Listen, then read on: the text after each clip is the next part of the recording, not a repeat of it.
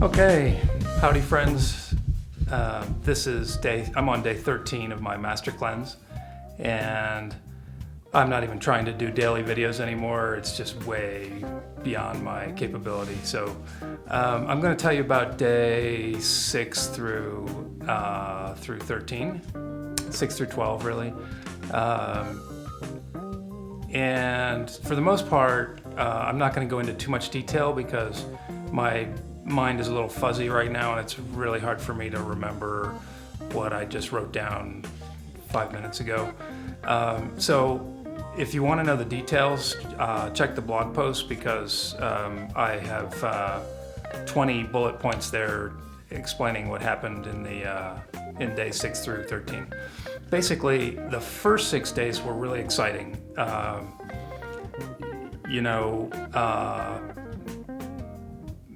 This is being my first master cleanse, didn't know what to expect.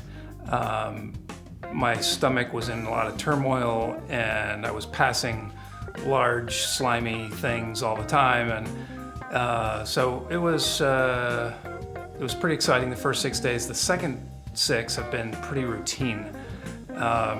Less and less garbage is coming out. I feel like I'm making great progress, really getting cleaned out, and the stuff that's coming out now is they got smaller and smaller. You know, I mentioned in the last video that I thought when I saw those pieces of slime casing from my small intestine, I thought that I had maybe 30 more feet to go, and that wasn't the case at all. So maybe it was just I was cleaning out the dirtiest sections of my gut at the time, and now the stuff.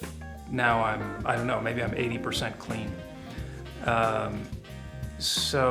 But that said, I still have strong signs of detox. So my tongue is turned white and furry, and I frequently have this eye is my most obvious detox signal whenever I'm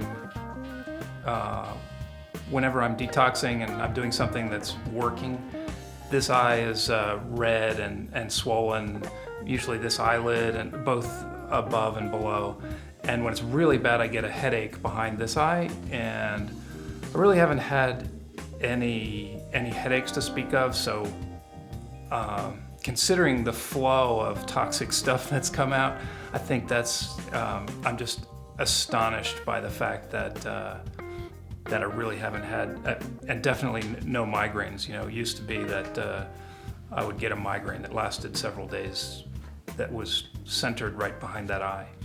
So I'm very, very pleased with the way things are going right now. Enough that I did at one point during the last 6 days, a few days ago, I did a saltwater flush. When I started thinking about the fact that I haven't read the Master Cleanse book, which is kind of unlike me. Normally, I devour everything on the subject that I'm working on. So I thought, well, and then I started reading a little more about the proper, sunshine. Danny got me thinking about I should be following the rules more. So I started realizing that I should be doing saltwater flushes every day.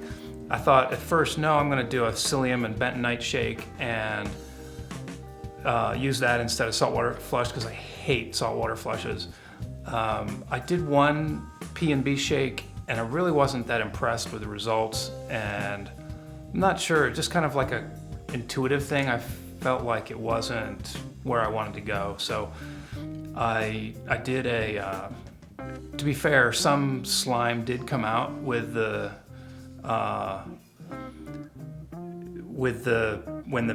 psyllium came out, but it just wasn't, I thought I would be scrubbing my gut, and I was expecting, huge quantities of garbage to be coming out with the psyllium. That didn't happen, so I thought, well, let's try the saltwater flush. As much as I hate it, and it was productive, there was one big gob of, I don't know, it's like, imagine like a large booger or something coming out. One big gob of slime, and then a bunch of more heavier flow of the little slimy branchy things that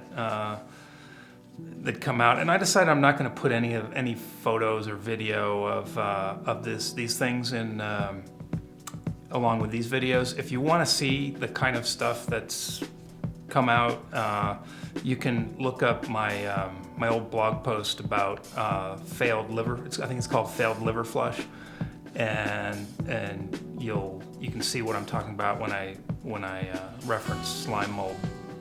It's not the exact same stuff, but it's similar. Anyhow, the saltwater flush created an increase in the flow of this stuff, and then a day later, it was like I was perfectly clean, right? Like it had created a wave of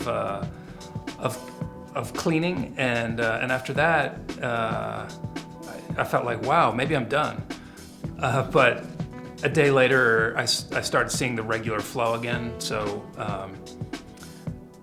I feel like I should be doing a saltwater flush every day or every other day. I plan to do one today, and so I'm pretty sure it's a really good part of the recipe or the plan, the Master Cleanse plan. Let's talk about my weight.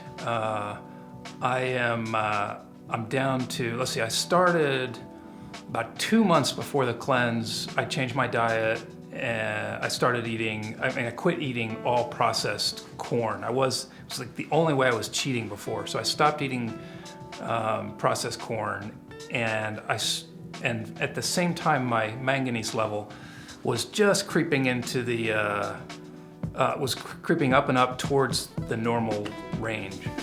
And I don't know which one it was, but let's say 2 months before the cleanse, I weighed around 170. So over the 2 months preceding the cleanse, I lost 10 pounds. And again, I don't know if it's the manganese or the corn thing that caused the change. But during that time, of course, your fat holds your toxins, and I've been holding that. I might have been 15 pounds overweight for the last 7 years or so, maybe 10 years, not exactly sure. So during the last 2 months, as I lost that weight, I was feeling the toxins coming out. It was making me more ill than normal. And so now I've lost another 10 pounds. I'm at 150, like 150 and a half today. And I'm just to the point where I don't have any obvious fat on me left. I can see some pockets here and there. So in a few days, I guess that'll be gone too. And I'm trying to drink more lemonade because I'm so close to that point where I won't have any fat left to lose. So, and I'm very happy about that whole process because I know I've been storing those toxins for a long, long time, and I think it's kind of remarkable that I've been able to unload another 10 pounds since starting the Master Cleanse without experiencing migraines and frontal headaches. So, and I attribute that to the fact that food is out of the picture, and if I have a leaky gut, the absence of food is one less burden on my liver and my detoxification system. So that brings me to CIRS, the chronic inflammatory response syndrome that my doctor diagnosed me with. I spent all day yesterday researching that condition. And I made a blog post which immediately got quite a few comments from my blog readers, and it's really fascinating stuff. I'm just going to mention very quickly what CIRS is. I didn't find any good definition. My wife was asking me this morning, because we've been talking about this in relationship to my daughter who's ill, and she has and her MHS level is low also, which it probably indicates that she might be following in my footsteps a little bit. So this is really important stuff for me. And this is how I explain it. 25% of the population has the genetics that make them sensitive to biotoxins. And that doesn't, the first thing people think of is mold, but it doesn't have to be mold. It can be Lyme disease, it can be bacterial infection, it can be fungal infection. Those are all biotoxins. They all create biotoxins. So 25% has the genetics to become ill when exposed to biotoxins, and that's what CIRS is. It's just illness caused by a biotoxin. So you're exposed to something and it triggers a systemic or body-wide inflammatory response. Basically, you get exposed to mold or Lyme disease or a gut infection and you become sick. So I read in my research one doctor saying that there are only a few hundred doctors in the whole world who understand this stuff and know about the HLA-DR DQ gene flaws. So it's really, really interesting stuff, and I want to just mention how this ties into the Master Cleanse. When my doctor diagnosed me with CIRS, she's following in the footsteps of, she's following the protocol developed by Dr. Richie Shoemaker, who's very famous in mold circles, and he's cured a lot of people and primarily uses cholestyramine to pull out the biotoxins that are the body's not able to detoxify on its own due to these genetic flaws. So I did a little reading about cholestyramine, and it seems that it's very important to eliminate your exposure to your biotoxins before you start the cholestyramine. So that's why I thought this would be really great timing for me to do the Master Cleanse, because I know I've got fungus growing in my gut, right? And if mold is so dangerous when it's growing and when it's on the walls of your house or in your rugs or your what in your wherever in the air you breathe, well, it's got to be just as bad if it's growing in your gut. My doctor didn't agree with me about that. She said, no, the fungus that lives in your gut creates neurotoxins, which is not the same as the mold that is growing. You breathe in the air. I'm not sure that makes a big difference. They're both biotoxins, and I'm not even sure she's right about what the gut fungus creates, right? Who's to say? Isn't it arrogant to think that we know all of the species of mold or fungus that grow in the gut? There's something like 30,000 different known types of mold. Maybe there's another 30,000 types of unknown types. So I just don't. I think it's way too easy to say that fungus and mold growing in your body is not equivalent to the black mold that makes people sick in their home, in water-damaged homes and so forth. So anyway, that's why I'm doing that's why I thought this would be a great time to do the Master Cleanse, and I'm trying to eliminate all that before starting the cholestyramine. A blog commenter mentioned that it said, "Have you ever heard of or tried black seed?" And I did a little research on that, and it seems like a really phenomenal antifungal, antibacterial, just seems like amazing stuff. So I went out, and I'm really interested in that too, because I'm certain my wife has candida, and so I went and bought a bottle, and I tried some yesterday, and I don't know if it's coincidence or not, but this morning I have more detox. I have a little bit of going on here behind this eye, and a heavier flow of stuff. It's not the same. It's a little bit different than what's been coming out before. It's not branchy stuff. Hard to say. Who knows what? You just can't identify this stuff. Just let's say I've got a heavier flow of garbage coming out of me today, and and I think it could be. It could also be the ozone too. So that brings me to, I think, the ozone therapy. One of the I just want to talk about, whether the benefits of the permanency or durability of the results from a master cleanse, briefly, because I am concerned. Blog commenters mentioned that he had done two master cleanses, felt great after the first one, but it didn't last long, and the second one was even less successful. And his feeling was that the main issue in his body is mercury, and chelation was the way out of his mess. And I know that I have heavy metal problems, and they could be at the source of the root of my gut issues.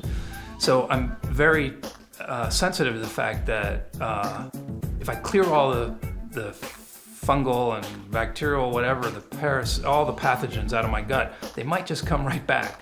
So that's one of the reasons why I have restarted ozone therapy. This goes back like a year. When I first started ozone therapy, I thought, well, I'm going to do it the easy way first, and I'm just going to work my way up the chain, let's say. So I started with ear insufflation, and I worked my way very slowly up from 30 seconds of ear insufflation a day up to 10 minutes. That was very hard to do, but I got there, and then I stopped and I started doing more gut. That's when I started getting serious about gut cleansing, and started Fenben and dropped the ozone. So this week and during the past 6 days, I restarted ozone, and I finally got around to doing rectal insufflation, which, is a little hard to talk about, but if Dr. Rowan, who is brilliant, can talk about it, I can talk about it. So one of the things that really impressed me about Dr. Rowan, he's a Johns Hopkins MD who I really want to meet someday. He has an hour-long presentation on YouTube that where he talks about the fact that he's not sick, he's not ill at all, and he uses ozone therapy and does rectal insufflation every single day. And I thought, well, here's a healthy guy, an MD who does this every day. It's got to be good. So, and I had heard that it's a little different than other forms, that it gives you more energy energizes you significantly more than other forms of ozone therapy, and it has worked out that way for me. It's been like drinking coffee, and I haven't had coffee in, I don't know, maybe 10 years.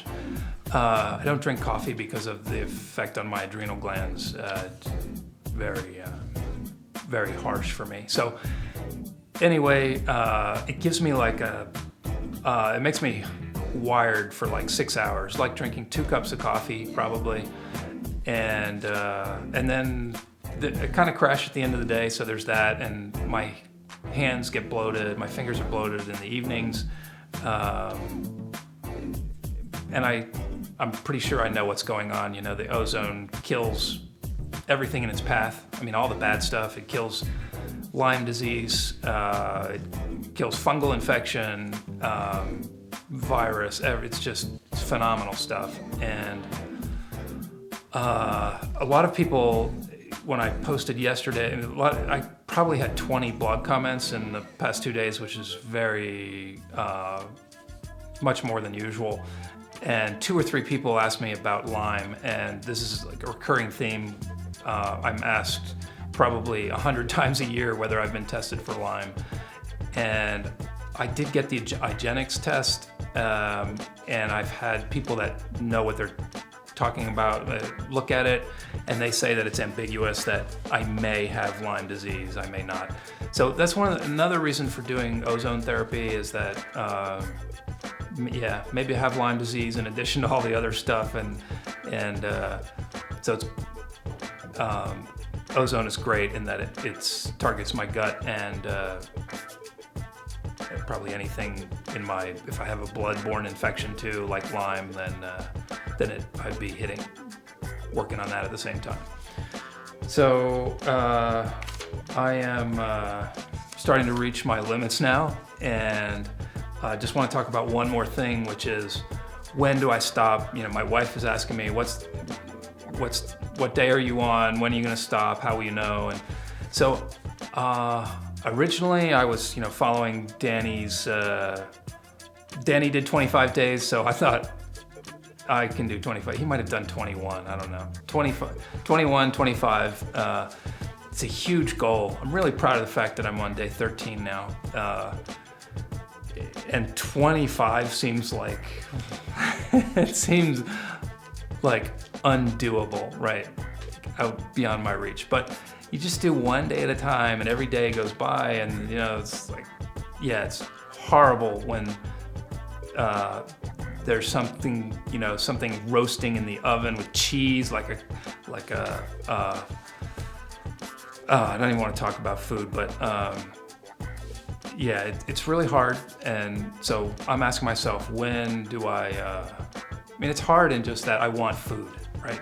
It's not like I'm suffering. I'm not so hungry I have to quit. there's nothing, it's all going well. It's just that I see food and I want it. I smell it and I'm just like, I want to just grab and stuff my face. But when will I stop? I'd really like to keep going until my tongue got clear. I've read a lot of reports of people's tongues clearing when they're done or towards the end. So I'd love for my tongue to be pink, and that would be, just beautiful. A beautiful sign that I could quit and know that I've accomplished what I needed to. And then the other big thing is, but then again, Danny's tongue never got pink, and he's still working on. If you want to read about his experience, go to mercurydiaries.com. He's a brilliant writer, and you will love reading his blog about master cleansing. And he's actually on a master cleanse right now as I speak. So, but the other big thing is the detox. I just would be amazing if I got to the point where I was not experiencing any detox signs any longer. So that's, if you see me in a video and my eyes are not swollen, as particularly this eye, if you see, and I'm sure you can see it because I can see it when I watch my own video.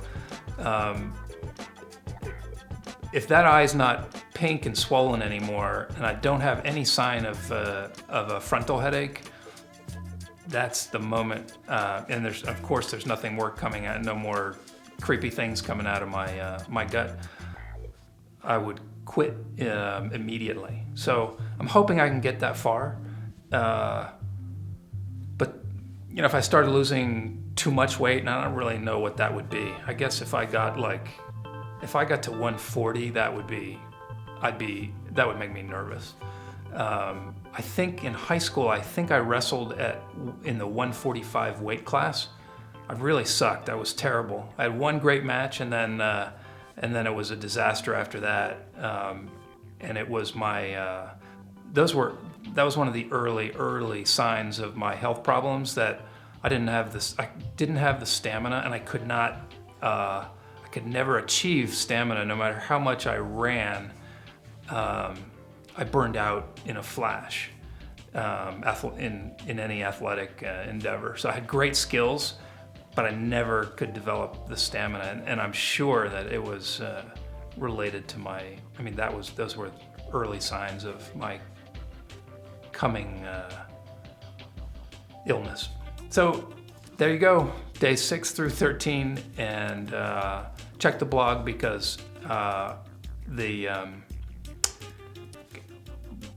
and one thing I want to throw out there is, if you ever see a blog post that I just wrote, don't read it right away. Come back a day later, because I always publish them, And then I come back and I read it, or my wife reads it and says, you know, I didn't get that. I don't understand it. Or I look at it and I'm like, whoa, I totally forgot that I never even mentioned, so I always go back and I fix them the next day.